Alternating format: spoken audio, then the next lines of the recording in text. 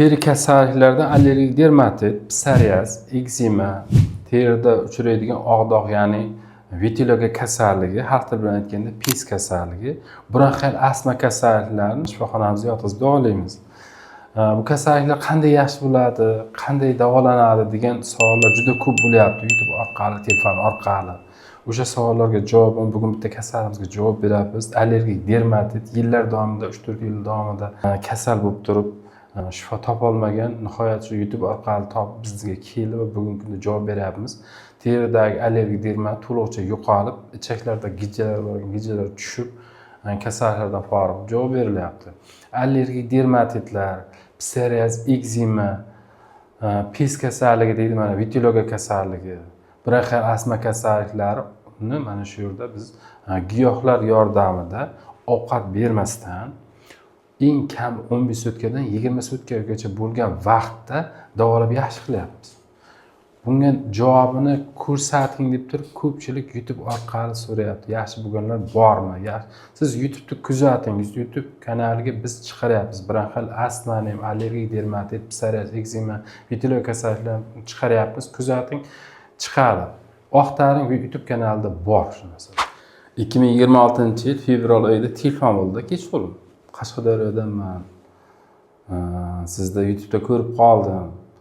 Sizga telefon qilishning maqsadi shuki, badanimda toshma toshadi, qornim og'riydi, qornimda gijjam bor, badanimda toshma toshadi, shuni tirnayman, yara bo'lib ketgan. Oqshomdan qoshimdan uxlolmay chiqaman. Shuni davosi bormi deb telefon qilib qoldim. Men aytdim, ha, davosi bor, keling, ochlik bilan davolaymiz. 15 kun, 16 kun davolanasiz, yaxshi bo'lib ketasiz. Alloh xudo xolasa deb javob berdi. Qashqadaryodan akamiz keldi keyin. Badan kelsa haqiqatan ham toshmasi toshib ketgan, rasmini qo'yamiz buni.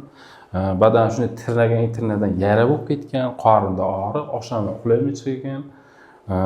Oqshom qarasangiz hali yoqda yurgan bo'ladi, yana bu yoqda yurgan bo'ladi.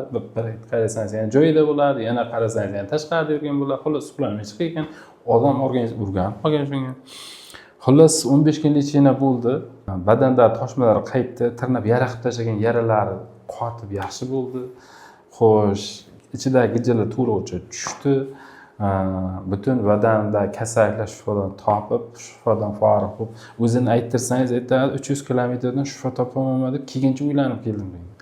Bo'ladimi, yo'qmi, ochlikka chidayolamanmi, yo'qmi, tushuntirganim mana baribir ishonmay Allohga tavakkal deb yo'lga chiqqan. Kelib, men bugungi kunda javob beramiz, akamiz yaxshi bo'lib uyga qaytyapti. Sher hayot shifo klinikasiga rahmat. Davo topdingizmi? Davo topdim. Nima ishdingiz kelganda? Kelganda giyohlardan ichdim va malham ichib, sog'ayib uyimga qaytyapman.